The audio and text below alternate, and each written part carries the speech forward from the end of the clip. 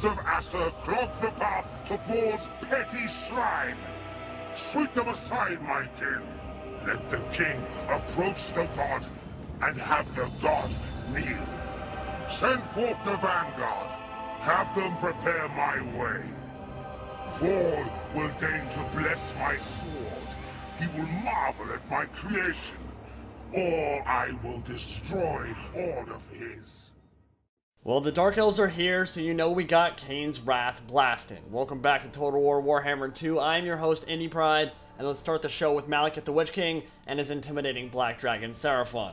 One thing that immediately struck me in my admittedly limited time with the quest battle is how good these units look. They are legitimately beautiful, done true justice to both the lore and the tabletop models. Total and Knights do currently have a slight but noticeable visual bug where they glitch in the saddle, so hopefully that gets fixed soon, but I actually got chills getting this shot, seeing the armies of Nagaroth marching in formation towards Vol's Anvil with the Witch King at the helm felt so good. These are the Black Guards of Nagaroth. This will be the first good look at this unit that a lot of us have gotten, and they are just looking amazing. The entire roster, as they march towards the High Elf army, look fantastic. But we're not here to gush over the units for the entire video. We're gathered here to discuss unit stats, comparisons to High Elf units, a few inconsistencies when it comes to the source material, and the lore of dark magic. Now, arguably, the biggest piece of Dark Elves news out of this whole event was the implementation of Black Arks, the gigantic floating fortresses of Old Nagarythe. They are confirmed to be in the game, and they've been introduced exactly how I wanted them to, as a 10 building slot mobile base that can recruit troops and support land battles with bombardment from the sea, a la the Fall of the Samurai expansion for Shogun 2. These will play a gigantic role in maintaining naval superiority in your campaigns, and allow you to literally have a mobile city that can strike any coastal town you want at a moment's notice.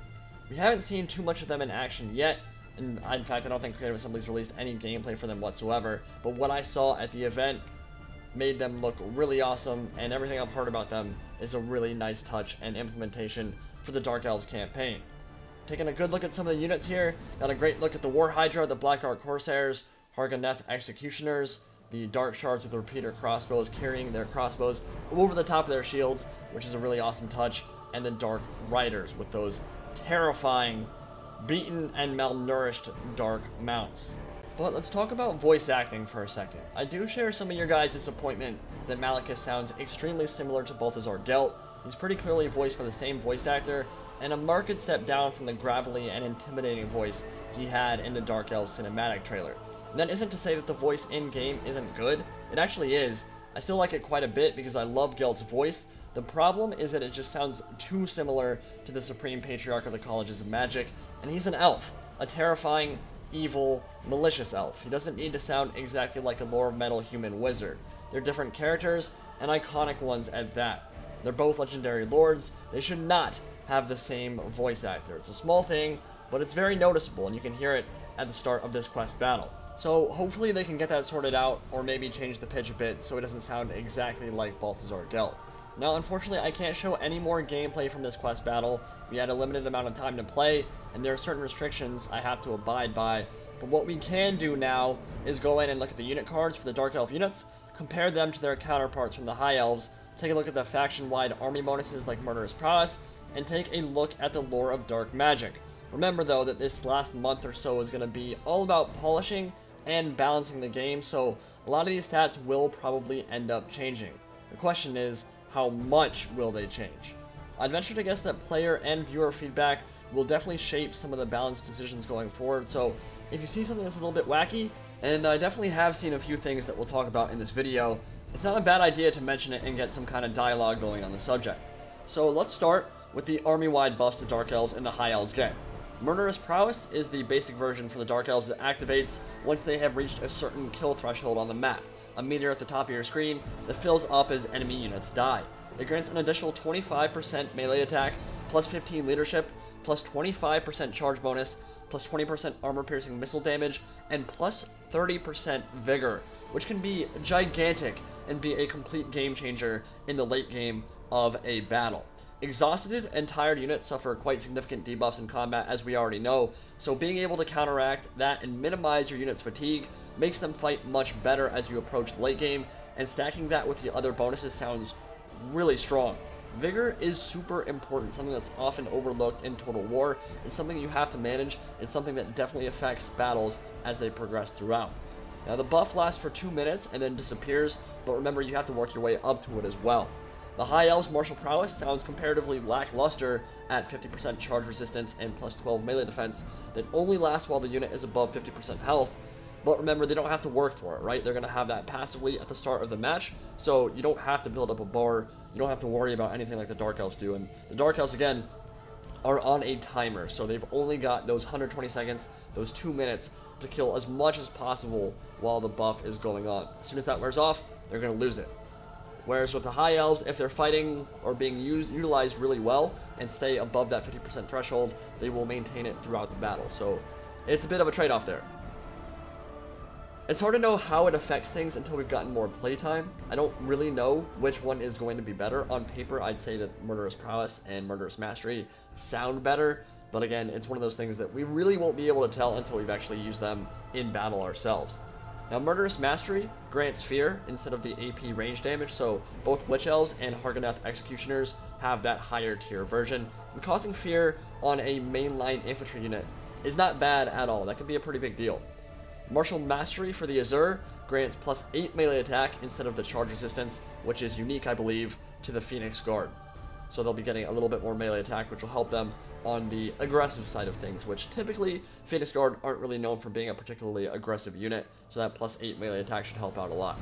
Now Malekith has, I believe, 25% physical resistance, 80 armor, almost 500 weapon strength, and AP damage on Seraphon, so he's definitely got some good stuff going for him, but he's also likely going to be obscenely expensive if you want to bring the entire lore of dark magic and all his items. So it'll depend what his base price is and what you're willing to part ways with in multiplayer. You might not want to kit him out fully, because I would imagine he'll be kind of like Manfred von Karstein in the way that he'll probably be around 3,000 gold once he's completely kitted out. Now, Tyrion is interesting. 130 armor is obscenely good, and I'm very happy to see he's got 94 speed on top of Malhandir, who is essentially the Shadowfax of the Warhammer universe for you Lord of the Rings people. That's very, very fast. 94 speed gives him a ton of mobility, and it demonstrates the entire point of Ithilmar barding, in that it doesn't sacrifice speed for supreme protection. He's buffed up by something in this unit card, but his melee attack and melee defense look super high. 77 MA and 75 melee defense. Super good. He just doesn't have as much armor piercing as some other lords, so that might hurt his role a bit as a duelist, but he's going to be hitting his attacks a ton if he's actually rocking with 77 melee attack. That's super high. That means he's very rarely going to miss his attacks. Witch Elves look super good to me. Frenzy, bonus versus infantry, and Madness of Cain, which can cause enemy units to rampage out of control after poisoning and debuffing them. But of course they have very low armor of only 15, so that's not much of a surprise there. One thing I do want to call your guys' attention to are the stats for the Har Ganeth Executioners and the Swordmasters of Hoeth. Now the Swordmaster stats are back from my battle in May at the Battle of the Fallen Gates, so they may have changed, they probably have, but if they haven't, Executioners would win this engagement pretty handily, I think, and it would essentially come down to the disparity between the weapon strength, but more importantly, the armor. For some reason, Executioners have 115 armor, when they had a 5-up armor save in tabletop, which honestly isn't that good of an armor save. In fact, both Swordmasters and Executioners had a 5-up save in tabletop, so 115 armor is a lot. And I'm just not sure why they're so much more heavily armored when compared to the Swordmasters when they both have the same armor value of a 5-up armor save in the tabletop. Yes, the Swordmasters do have 6 more melee defense, but that buff is gone soon after combat starts against AP, bonus versus infantry swords, with a decent charge bonus. They're going to hit that 50% threshold very quickly, and once that happens, no more martial prowess. Say goodbye to that 12 melee defense. So, kind of weird. I could be wrong, but after talking to my friend Hero last night, it was my understanding that model for model, Swordmasters were better in 8th edition. They just typically rolled in smaller unit sizes because their armor wasn't that great, and they weren't really meant to tar pit anything. Again, remember, those are old Swordmaster stats though, so they may have been updated. Not exactly sure what the deal with that is there. I would like to see Swordmasters and Har Ganeth Executioners be very close, or maybe completely on par with each other. But looking at the stats, I'm just not sure they are. And I do want to be clear, I'm not fanboying for either faction. I want both the Dark Elves and the High Elves to be very viable in multiplayer, and I'm planning on doing campaigns for both of them, not necessarily for YouTube. I don't know which YouTube campaign I'm going to do yet. I am planning on doing one, but I want both the Dark Elves and the High Elves to be solid. I just think it's weird to see the Executioners have just better stats when I think it was flipped a little bit in the tabletop game. But maybe someone can point me out. I never played tabletop. I'm just going off the knowledge that I have and some conversations I've had. So if I'm wrong about that, I'm wrong about that. Let me know. So the other thing on this page of stats that I found kind of weird was the implementation of Dragon Princes. In this case, these aren't updated stats, by the way. They are from the quest battle, so they are not from like back in May at the Battle of the Fallen Gates. But on tabletop, Dragon Princes are movement 9. They have low strength on their weapons at strength 3, but they're immune to fire and they're very fast. It's one of their biggest differentiation factors. So it's strange here to see that they move at 74 speed, because Wild Riders are also movement 9 in the tabletop, and that translated to 85 move speed in Total War. So in my opinion, Dragon Princes should also be around 85 move speed as well. At the moment, they're slower than Bretonnian Cab, despite riding the finest elven horses armored in Ithalmar, which is a priceless, lightweight metal that grants high levels of protection and durability with no sacrifice in mobility, dexterity, or speed. And we saw that already with Malhandir, with Tyrion. He has 94 speed on a very heavily armored 130 armor horse, but for some reason that didn't carry over to the Dragon Princes, who are clad in the same kind of armor, albeit probably not quite as powerful on armor value as what Tyrion would have. But it just seems like CA wants to make them more of a traditional heavy cab unit, but I personally think that's at the expense of some of their flavor and a sacrifice of their speed.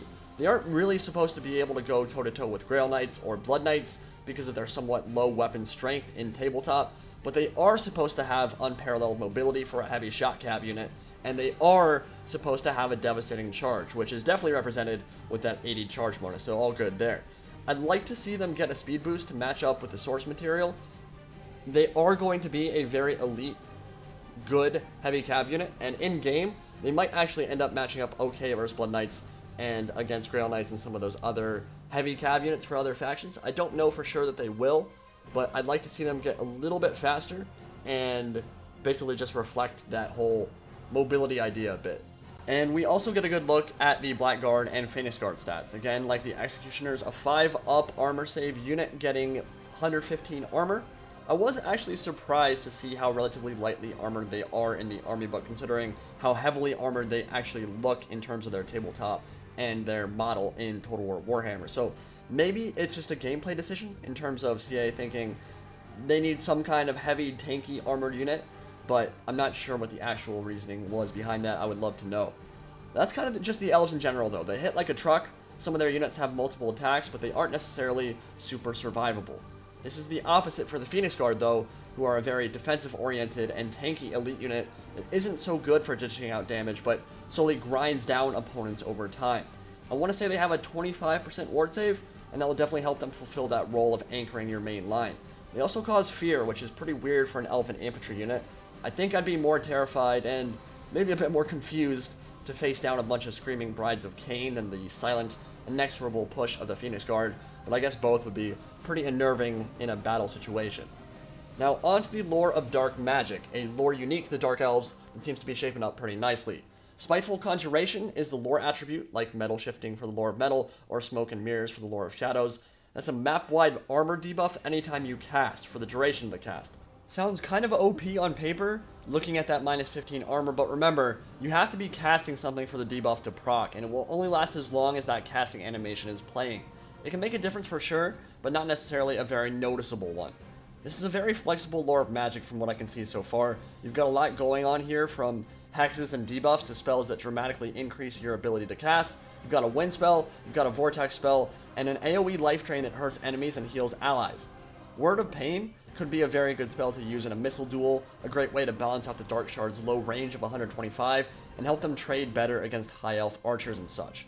And minus 44 melee attack for 40 seconds is no joke. Power of Darkness can be used up to 3 times to increase the Winds of Magic pool in a similar manner to Manfred's Sword of Unholy Power, which makes a pretty big difference in the amount of spells you can actually cast. But you have to be careful here because it causes backlash damage, which alongside miscasting could mean Malekith or other casters lose quite a bit of HP without ever entering combat. But that's where Soul Stealer comes in, at least for Malekith, on the left side of your screen, that has some synergy with Power of Darkness. Ideally, you want to be in a duel with an enemy lord or hero with Malekith, making use of that high physical resistance, plop Soul Stealer on the enemy single entity, and then run into melee, healing inside the area of that spell while the enemy essentially gets Spirit Leeched. It's a very expensive spell at 22 Winds of Magic, so I'm assuming it deals quite a bit of damage, but maybe I shouldn't really assume that considering some of the spells and their damage output in Game 1. Now shifting back over to the right side of the screen, Chill Wind is only 6 Winds of Magic, so presumably a clear step or two down from the power of Wind of Death, but probably still good at messing up a line of infantry if you manage to line it up properly. And I was correct in my analysis video of the Skaven trailer. The vortex for the lore of dark magic is in fact Blade Wind, not Arnzapol's Black Horror. Blade Wind was actually a direct damage spell in tabletop, not a vortex, but as long as it has a low calibration value and then it stays in place or moves slowly rather than veering off into the great beyond as we see with so many vortexes in Game 1, I'll be happy with it. It doesn't have to do an obscene amount of damage, it doesn't have to murder everything, I just want reliable damage output that can punish an opponent who blobs up. And finally, we have the signature spell of the lore of dark magic. It says Bombardment, but it's actually homing. This is called Doom Bolt. It's not actually a ground target, so I think it functions more like a magic missile that comes from the sky instead of the caster himself. It's better as a unit killer than it is against single entities apparently, so you'll want to use that on maybe like Cav, because you'll be able to drop models off those and that will make a pretty big impact. So there's no real way to know how good the lore is right now, but on paper it seems pretty solid. It will all just depend how Creative Assembly balances it out and what the damage values of some of these spells are. Finally, we'll get a good look at the remaining unit cards for the Black Ark Corsairs, Dark Shards, Dark Riders, and the War Hydra, with a comparison to the Sun Dragon from the Battle of the Fallen Gates back in May. I will say again, I wish CA wasn't so seemingly scared of letting light cavalry be more versatile and legitimately decent melee combatants. Dark Riders have awful stats on this unit card. They can't fire on the run, nor do they have Parthian Shot, and they can't fight in melee either. Now once Murderous Prowess kicks in, they'll certainly have the punching power to maybe run down enemy skirmishers, but it's just a little bit frustrating to see Glade Riders and Illyrian Reavers and Dark Riders get split into multiple unit roles when they're supposed to be very versatile units that can switch from ranged and get into melee and do pretty decently there as well. Dark Riders might end up being solid, but if they do, it'll be because they're super cheap and cost effective, not because of their remotely decent stat line. Looking at the unit card itself, at a ranged unit with 30 armor, no shield block chance, super low range, and no fire while moving, I just can't see the Dark Riders being particularly good. I hope I'm wrong on that front, but I think that Elven Light Cav in general is something that really differentiates them from other factions, and that they're able to be so versatile, be so fast, be so agile, and also be able to close into melee. And I will say that I think Creative Assembly has missed the mark with Light Cav in Total War Warhammer thus far. Now looking at the War Hydra, I'm pretty happy with it. It's reasonably fast, maybe a bit slow compared to some monsters, but certainly quicker than most infantry, has a big HP pool, has basic regeneration, and a special rule called Another Takes Its Place that seems to grant additional regen once HP drops below 50%. So it'll have a lot of healing for sure, and a breath attack for some extra range damage and utility on top of all that. So it's pretty solid. 50 armor is not great, of course, and it will get wrecked by focus fire from enemy skirmishers, as most big monsters do, but if you keep it moving, rear charging, and imbuing terror throughout the battlefield, I can see it being a very good choice. Also has pretty high melee attack value of 52 as well, to represent the numerous Pit Viper heads striking at an opponent. So I think it'll be a pretty good pick as long as it's not like massively expensive. It'll definitely be expensive to field. Don't know what the pricing of it is just yet. So overall, I think the Dark Elves look stunning from a visual perspective. I think Murderous Prowess is going to be very impactful and a useful army mechanic, especially in free-for-all. I cannot wait to see that trigger multiple times in a battle in free-for-all as enemies across the map die and fill up our Bloodlust meter. And I think that Har Ganeth Executioners and Witch Elves especially look like absolute melee blenders based off their stats and their special effects. If Executioners keep their 115 armor and those same stats, they're gonna be a go-to pick for sure. Malekith looks great, his stats are good, Lore of Dark Magic seems pretty solid to me, but he does need a bit of voice box surgery so it doesn't sound exactly like Balthazar Gelt, a legendary lord that's already in the game. And minus a few things here or there that still have plenty of times to be worked out because they're just minor stat changes, I'm pretty happy with what I've seen overall. Let me know what your guys' impression of the stats are, of what we've seen here, how you think the Dark Elves and the High Elves will match up, and what you like, what you didn't like. I am expecting to see some people saying that the High Elves are destined to be awful in this game, and I don't think that's true at all. I don't think CA hates the High Elves. I think we are going to get a trailer for them, and I do think they'll be a very solid faction, but we'll have to wait and see. I'm sure we'll get a lot more info about the High Elves as we approach the launch of September 28th, and that's going to be true for the majority of the factions as well. I'm assuming they're going to be doing a ton of live streams for campaign and battle in the run-up to the release. Hope you guys enjoyed. My name is Indy Pride, and I'll see you all in the next video.